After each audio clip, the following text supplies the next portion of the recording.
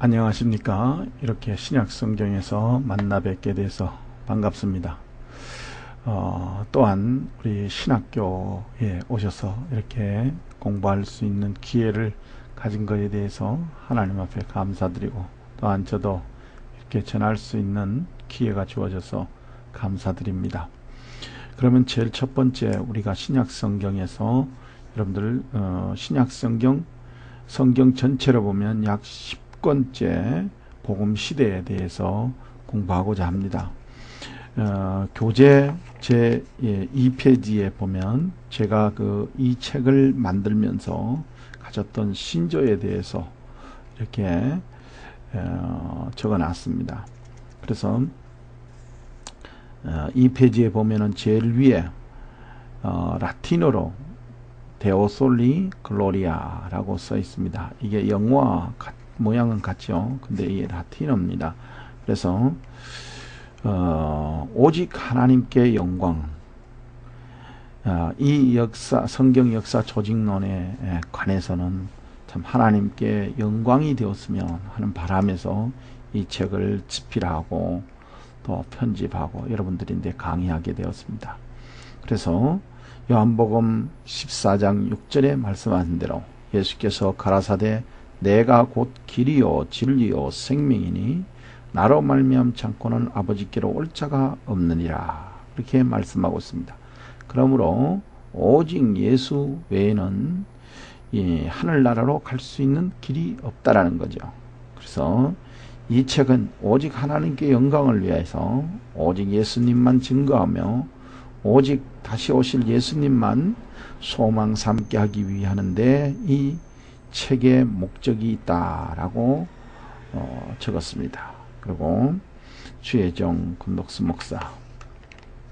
자, 그 다음에 제가 3페이지로 넘어와서 여러분들이 지금 구약 시대를부터 시작해서 지금까지 신약까지 12권으로 나누어서 이렇게 보았습니다. 그 중에서 오늘 이제 신약 시대 처음으로 10권째 복음 시대에 대해서 말씀드리고자 합니다. 그래서 우리가 이 10권째 복음 시대에 대해서 여러분들이 공부함에 있어 가지고 예수님의 행적을 따라서 공부하는 겁니다. 이거는 이 복음 시대에는 사복음 시대, 즉 신약 성경의 사복음서에서 기록된 내용을 서책별로 하는 것이 아니고 예수님이 걸어가신 태어나심부터 예수님이 승천하시기까지 그 내용을 순서적으로 그렇게 나열해 놓았습니다. 그래서 공부를 할 때 그런 방법으로 공부한다는 것을 잘 알고 계시길 바랍니다. 자, 그러면 복음 시대 때에 우리가 봐야 될 중요한 내용, 서론에 대해서 몇 가지 보겠습니다. 여기에서 이 시대에는 우리가 대략적으로 약 34년간이라고 그러기도 하고 어떤 학자는 35년간이라고 그러기도 합니다. 왜 그렇게 연도수가 그렇게 되느냐 하면은 이 복음 시대의 서두가 예수님이라 그러지만은 예수님 앞에서 세례 요한이 있었죠. 세례 요한이 태어날 때에 그 예언하는 것부터 시작을 해가지고 천사들이 와서 가르쳐 주죠. 그래서 그때부터 시작을 해서 이 복음 시대를 논해야 되기 때문에 그래서 34년 내지 35년 정도로 이렇게 계산되고 있음을 여러분들이 이해하시기를 바랍니다. 그래서 그 기간에 대해서 우리가 배우는 것입니다. 이 복음서에서 제일 서두에는 하나님의 성전의 천사들의 고지로부터 시작된다 그럽니다. 그래서 천사들이 하나님의 전에 찾아와서 예수, 다시 말하면 세례 요한이 태어날 것과 또 마리아에게는 예수가 태어날 것을 전달하는 걸로부터 시작해서 복음서가 시작되죠. 그래서 거기서부터 시작해서 하나님의 아들의 승천하는 그때까지 끝을 맺습니다. 그래서 그 시대를 갖다가 간략하게 말해서 복음 시대 이렇게 볼 수 있고, 여기에서 우리가 더 다른 말로 한다면 예수님 시대, 그 다음에 예수님 시대 그러죠. 그 다음에 서책별로 본다면 사복음 시대입니다. 사복음서를 가지고 하기 때문에, 그래서 이렇게 하시면 되고, 간단하게 이때를 예수님 시대, 복음 시대 이렇게 보시면 되겠습니까? 그런데 구약이 하나님의 형상을 따라 지음받은 인간으로서 시작되었듯이 이 시대에서는 인간이 형상을 입은 하나님으로부터 시작된다 하는 것을 아시길 바랍니다. 구약에서는 인간이 하나님의 형상을 입으셨잖아요. 그러나 여기에서는 하나님이 인간의 형상을 입은 걸로부터 시작된다. 그 다음에 하나님의 형상을 따라 지음받은 인간은 에덴 동산, 즉 하나님의 지어주신 동산에서 사단에게 패배를 당했습니다. 그러므로 말미암아서 인간의 형상을 입으신 하나님은 거친 광야에서 사탄을 완전히 패배시키는 이런 역사를 바라는 것이 바로 이 시대입니다. 그래서 이 시대를 좀 더 구체적으로 보면은 여기 두 가지가 나오는데, 이 복음 시대에는, 복음 시대 이전에는 뭐라 그럴까요? 양이 목자를 위해서 죽었죠. 구약에는 전부 다 양들을 거기에 있는 그 사람들을 위해서, 또 목자들을 위해서 다 양이 생명을 바쳐서 제단에 드려졌습니다. 그런데 이 복음 시대에서는 목자가 양을 위해서 죽는다는 거죠. 그래서 예수님이 목자장으로서 양들을 위해서 목숨을 버린다 하는 것을 볼 수 있습니다. 그래서 주께서 탄생하실 때에 그분은 경배하려 온 동방박사가 있었습니다. 근데 이때에 들고 온 그것이 있는데, 그때에 황금과 유황과 몰약 등 뭐 이런 것들이 있다. 왜 이것을 들고 왔느냐 하는 거. 그 다음에 이제 죽으실 때에 조롱하는 장면 속에서 예수님이 가시관을 쓰셨고 쓸기에 탄 포도주 와 침세례, 다시 말하면 뭐 예수님을 모욕하는 그런 것들, 이런 것들이 왜 일어나게 됐는가 하는 거. 그 다음에 성경은 그분을 나무 아래와 나무 위에와 그럽니다. 그리고 또 나무에 달린 자, 나무에 달린 죄인들을 구원하시는 분으로 묘사하고 있다 하는 것을 잘 기억하시기를 바랍니다. 그래서 또 거기에는 거친 바다를 잠잠케 하시고 열매 없는 나무가 저주를 받는 내용들을 이런 내용들을 쭉 삽입해 놨습니다. 그래서 예수님이 왜 성경에서 이런 것을 보여줬는가? 성경에 나타난 8번의 부활 중에 3번의 부활이 예수님 시기에 있었는데, 그때 야이로의 딸, 그 다음에 가브의 아들 나사로, 죽은 나사로가 살아나는 거, 이렇게 해서 3사람이 죽었던 자가 예수님의 그 은혜로 이들이 살아나죠. 그래서 그런 것들, 성경의 증언에 따라 꿈을 꾸었던 목수가 확신하게 되고, 부인했던 제자들이 믿음을 회복하게 되고, 뭐 이런 내용들. 그 다음에 이제 우리는 높은 하늘과 깊은 무덤에 들어오시는 대화들을 우리는 알 수 있습니다. 그래서 여기에 보면은 뭐 창기들도 나오고 또 위선자들도 나오고, 그 다음에 여기에 교회 성만찬, 지상명령 뭐 이런 내용들이 이제 쭉 하시고, 마지막으로 보면은 예수님이 자신을 가리켜서 자신에 대한 증거를 하려면은 이거를 봐야 된다고 그렇게 말씀하시는 걸 볼 수 있습니다. 그게 바로 요한의 제자들이 물을 때에, 세례 요한의 제자들이 물을 때에 그 답한 장면이죠. 눈먼 자가 보고 귀머리가 들으며 벙어리가 말을 하고 안질뱅이가 걸으며 죽은 자가 일어나고 귀신 들린 자가 고침을 받으며 죄인이 구원을 받는다. 이렇게 말씀했었습니다. 뭐냐면 이 내용이 이런 내용들이 한마디로 말해서 예수님을 증거하는 입증한다. 구세주 메시아를 입증하는 내용이다. 이렇게 그 세례 요한의 제자들이 와서 세례 요한의 물음에 답할 때 이렇게 말씀하는 것을 볼 수 있습니다. 자, 그 다음에 예수님의 행적을 간략하게 본다면은 우리가 이 서론에서 예수님의 행적을 우리가 따라 공부함에 있어서 몇 가지의 그 중요한 내용을 보는데, 우리 예수님이 이때 당시에 그 걸으신 걸음을 갖다가 우리는 공생애 이렇게 말을 합니다.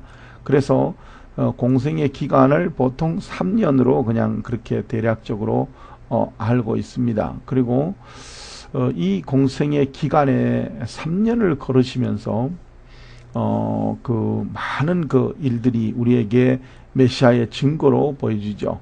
성경을 자세히 연구해 본 사람이라면은 예수님에 대해 가지고 정말 예수님이 예수님구나, 이렇게 예수님이 메시아구나, 예수님이 그리스도구나 하는 것을 정확하게 이해할 수 있다는 거죠.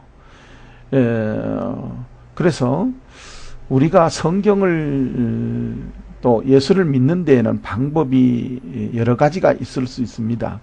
어떤 사람은 열심히 기도해서 기도해 가지고 열심히 믿는 사람이 있고, 또 그 다음에 이제 뭐 어떤 사람들은 성경 공부를 열심히 해 가지고 또 믿는 사람이 있고, 이렇게 그 성경을 예수 믿는 데의 방법은 여러 가지가 있을 수 있습니다만은, 그러나 성경을 기도하는 것과 성경을 보는 것과는 거의 뭐라고 그럴까요? 이 비중이 맞아야 된다 그럴까요?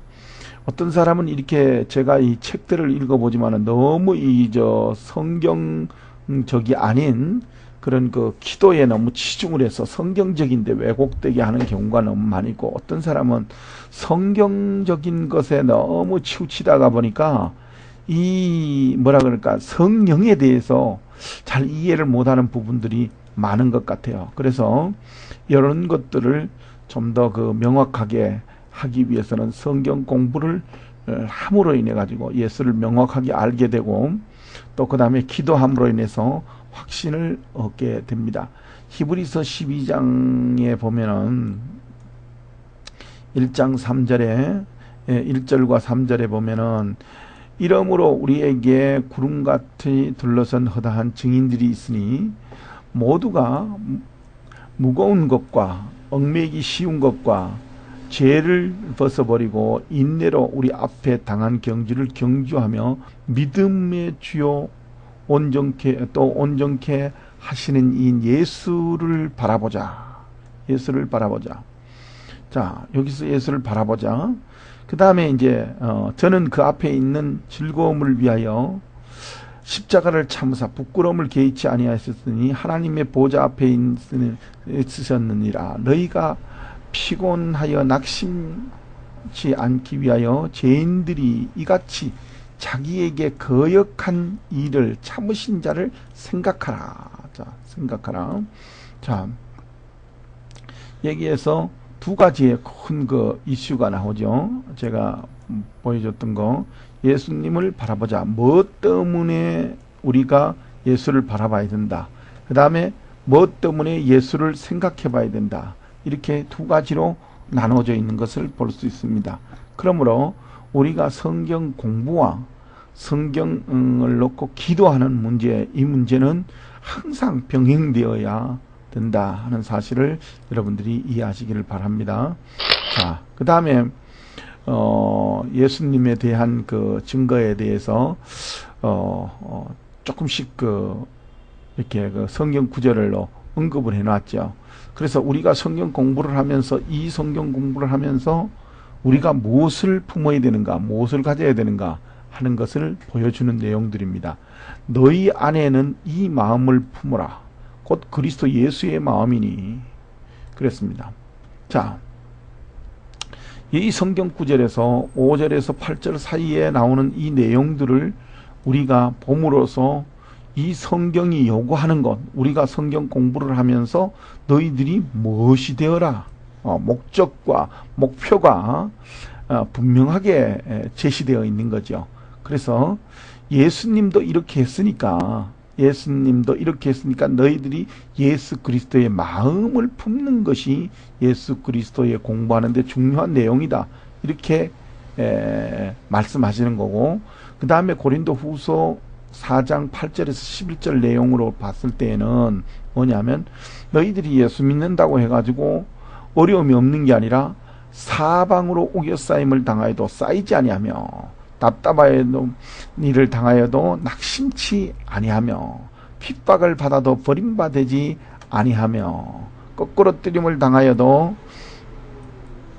망하지 아니하고, 우리가 항상 예수 죽으심을 몸에 짊어짐은 예수 생명도 우리 몸에 나타나게 하려 함이라. 우리가 산자가 항상 예수를 위하여 죽음에 넘기움은 예수의 생명이 또한 우리 죽은 육체에 나타나게 하려 함이니라. 죽을 육체에 나타나게 하려 함이니라.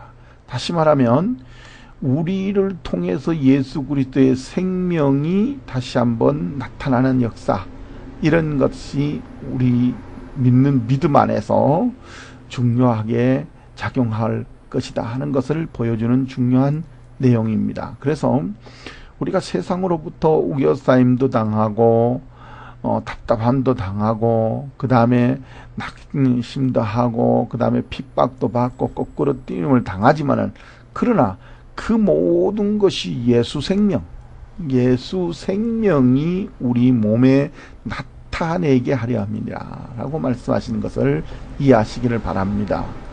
자, 그 다음에 넘어가서 보면은, 우리가 아무리 이 얘기를 했다 하더라도, 이 얘기에 대해서 이 성경 구절을 봤다 하더라도 우리가 그래 이렇게 확신적으로 말하기는 어렵다는 거죠. 그런데 고린도 후서 3장 18절에 보면은, 우리가 다 수건을 벗은 얼굴을 보는 것 같이 주의 영광을 보며 저와 같은 형상으로 화하여 영광으로 영광에 이르리니 곧 주의 영으로 말미암음이라. 다시 말하면 여기에 보면은 이제 그 구약의 모세가 얼굴을, 영광을 이렇게 하나님 앞에 십계명을 받고 영광을 득하고 보고 내려올 때에 이 얼굴에 아마 광채가 엄청나게 빛을 발했던 것 같아요. 그래서 이 모세가 여다가 수건을 갖다가 이렇게 앞에 썼다고 그래요. 그래서 이 수건을 씀으로써 얼굴이 가리워졌어요. 그래서 여기에서 수건이라는 말이 나옵니다. 수건을 벗은 얼굴을 보는 것 같이 그랬죠. 그러니까 모세가 다른 사람들 앞에 그 얼굴의 광채를 나타나는 것에 대해서 가리웠던데, 그것이 이제 복음을 가리웠다, 하나님의 어떤 영광을 가리웠는 것인데, 그거를 이제는 정말 보는 것 같이 볼 수 있는 그런 때가 되었다. 따라서 이 땅에 사는 신자들은 최고의 목적은 가능한 한 예수를 닮아가는 것이다. 구약에는 그 광채를 가렸지만은 신약에는 그 광채를 이제 드러난다. 물론 이것은 영원하고 무궁토록 하나님의 궁극적인 목적이다. 예수를 닮아가게 하게 하는 그 뜻은, 그래서 그리스도의 생애에 관한 다음 공부는 예수님의 자치들을 따라가는데, 그게 이제 지리적, 연대적, 그 다음에 이런 방법들을 제시할 수 있다는 거죠. 그래서 우리는 여기에서 이제 그 연대적으로 따라가면서 그 다음에 지리적인 것이 어떤 의미를 갖느냐. 그래서 우리는 제일 앞에 연대적이라는 것을 가지고 출발을 했죠. 그래서 성경 역사적으로 체계를 세워가지고 공부를 했다는 거죠. 그래서 이 창세기부터 요한계시록까지 이렇게 쭉 만들어 놓고 여기에서 조금씩 이렇게 쭉 끌어 내려왔다면 여기서부터 이제 신약이 만들어졌다. 그러면 신약도 예수님부터 쭉 해서 이렇게 걸어가고 그 다음에 초대교회 시대가 이렇게 쭉 나오고 그 다음에 바울이 이제 서신 보냈는 서신 시대가 쭉 나오고 마지막에 이제 요한이 계시록을 쓰죠. 그게 이제 주후 약 100년 가량 됐을 때에 쓰여진 것인데 마지막 쓰고 이제 생애를 마감했죠. 그래서 여기까지 그래서 이거를 조직적이고 체계적으로 이렇게 쭉 한번 훑어보자는 거죠.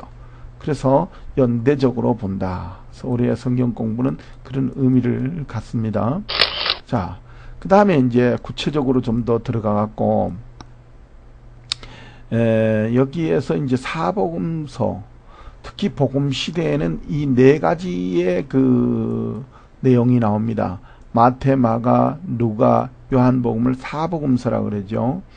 그래서 구약에는 모세 오경이라 그럽니다. 구약은 창세기, 출애굽기, 레위기, 민수기, 신명기를 갖다가 모세 오경이라고 그러는데 신약에서는 이거를 사복음서라 이렇게 말합니다. 그래서 신학자들이 사복음서를 예수님의 각각의 성격을 나타내는 그런 것으로 말하기 때문에 마태복음을 갖다가 예수 그리스도의 사자복음 그럽니다. 사자복음.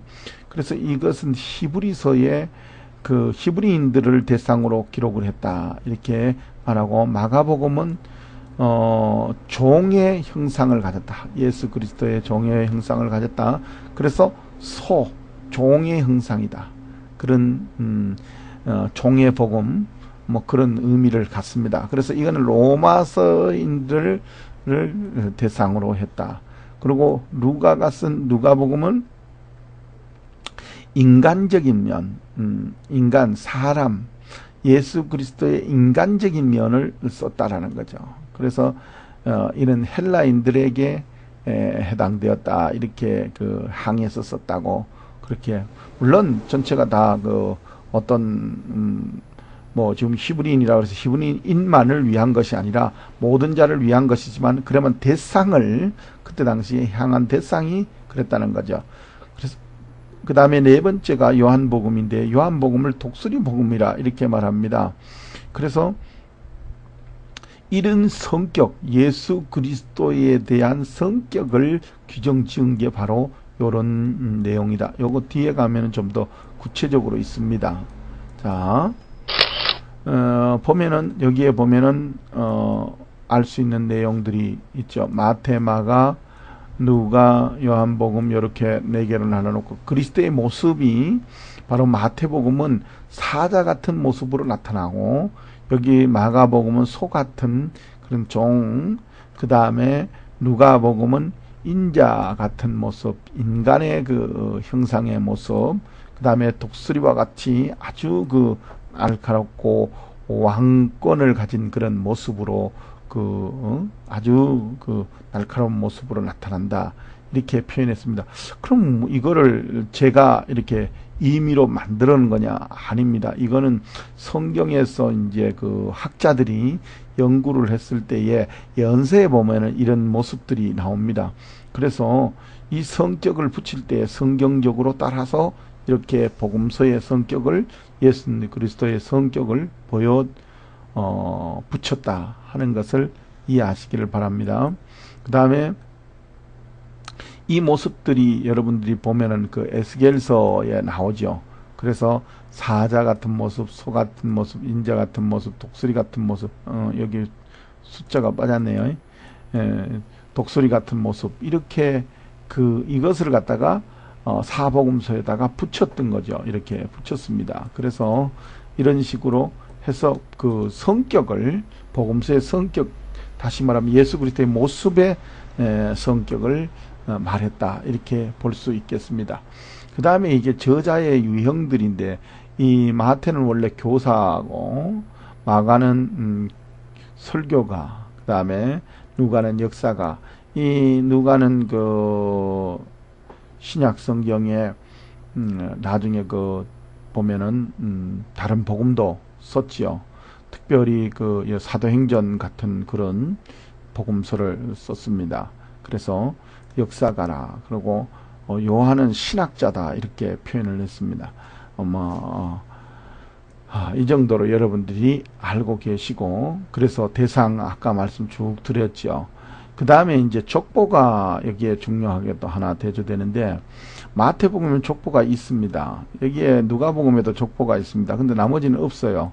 그런데 여기에서 왕은 왕이기 때문에 왕으로서의 왕은 족보가 있어야 한다, 이렇게 말하고, 인간도 완전한 인간은 족보가 있다. 그런데 나머지는 한마디로 말해서 종은 족보가 필요가 없죠. 그 다음에 독수리도 필요가 없고, 그런 의미에서 족보가 양쪽에는 있는데 양쪽에는 또 없다 하는 것을 말씀드릴 수가 있습니다. 그래서 여러분들이 이런 거를 잘 기억하시고 한번 공부하는데, 앞으로 공부할 때에 참고하시길 바랍니다. 자, 이제 서론을 마치면서 우리가 꼭 봐야 될 것이, 복음서의 시작은 어떻게 보면은 예수님이지만은 예수님에 앞서서 일했던 사람이 세례요한입니다. 이 세례요한은 짧은 생애성 안에 몇 마디 안 하고 생애를 마쳤지만, 그래도 구약에서 예언된 그 중요한 인물이라는 거죠. 말라기가 예수님이 오시기 전에, 메시아가 오기 전에 엘리야가 와야 되겠다. 그런데 그 엘리야를 이 세례요한을 가리켜서 하는 말이라고 예수님이 분명히 말씀하고 있습니다. 그래서 이 세례 요한에는 사명이 있었어요. 그것은 자기가 해야 될 임무가 예수 그리스도, 그를 갖다 예수 그리스도를 소개해주고 정확하게 백성들에게 이해시키는 것이 그의 임무였습니다.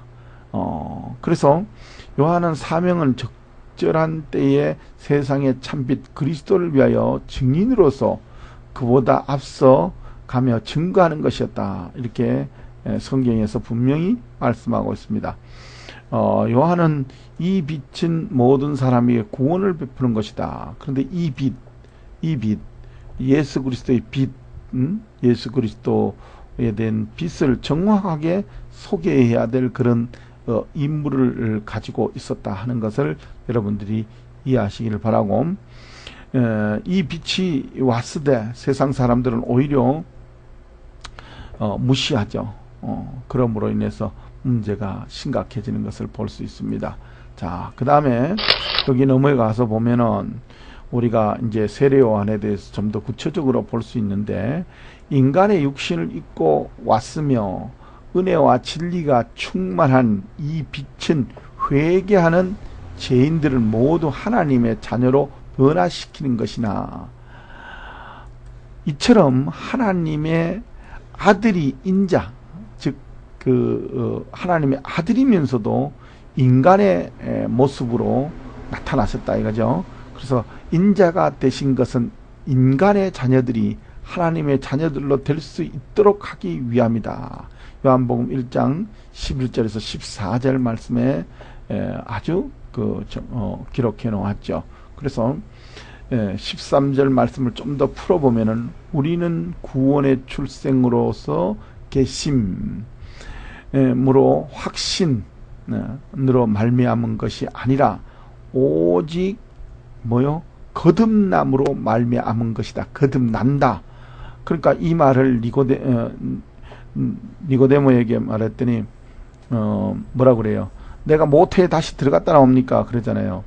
근데 그런 의미가 아니라 성령으로 거듭나야 된다 그러잖아요. 그러니까 거듭남에 대해 가지고 우리가 실제로 모태에는 못 들어가지만 하나님의 모태에 들어갔다가 다시 우리가 하나님의 모태에서 나오는 그런 것을 거듭남, 오직 하나님으로 거듭나는 것, 그러니까 하나님의 모태로 들어갔다가 나오는 그 거듭남에 대한 의미, 그거를 우리 세상에게 알려주기 위해서 세례 요한의 임무였다.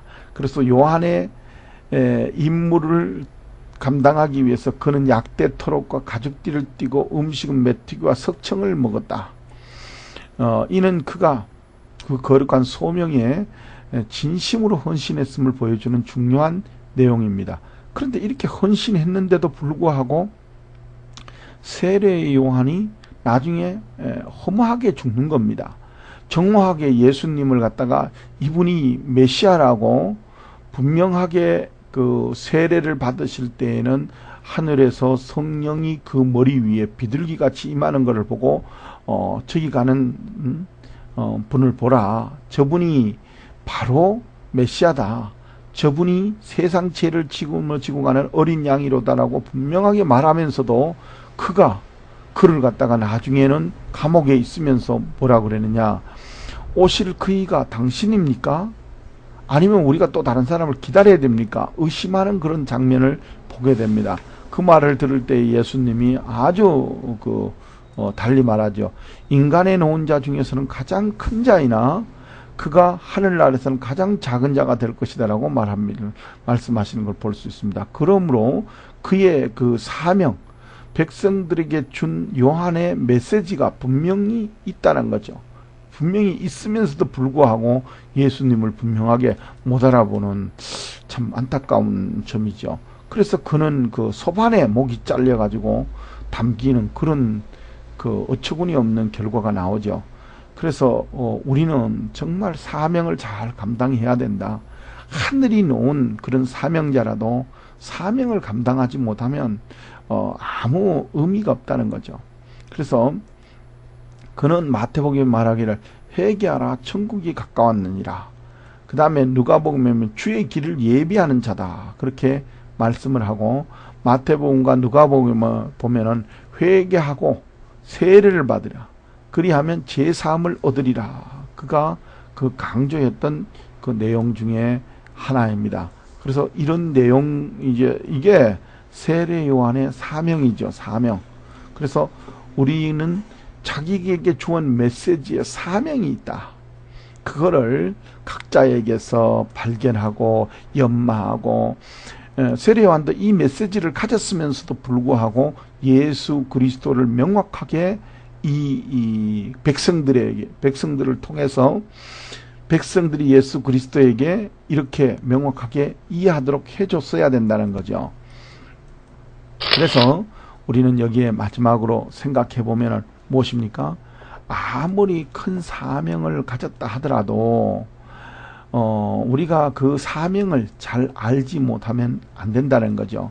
여러분들이 잘 아신 대로 예수님 당시에도 이 예수님이 십자가를 지시는 가운데 우리가 사명 감당하지 못한 자 큰 인물이 바로 첫 번째가 세례 요한이죠. 세례 요한입니다. 요한. 예? 세례 요한이죠. 그 다음에 두 번째가 누굽니까? 가룟 유다죠. 예수님 앞에 섰는데도 불구하고 가룟 유다가 이 참 하나님 앞에 배반하는 그런 자가 되고 말았습니다. 그래서 예수님이 십자가를 치러 가는 가운데에 크게 그 문제의 그 이슈를 가지고 있는 사람이 이 두 사람이라고 볼 수 있겠죠. 물론 다른 사람들도 있습니다. 니고데모 같은 경우에도 학자이면서도 예수님을 깨달았는데도 불구하고 그러죠. 아리마대 요셉 같은 경우에도 마찬가지고 참 하나님의 그 모든 그 능력을 알고도 제대로 행동을 취하지 못한 사람들이 여럿 있다 하는 것을 아시고 여러분들이 한번 우리가 이제 복음서 복음 시대를 시작하면서 한번 기도하는 마음으로 또 깊이 생각하시면서 이 복음서를 대하시기를 예수님의 이름으로 축원드립니다. 공부하시느라고 수고 많으셨습니다.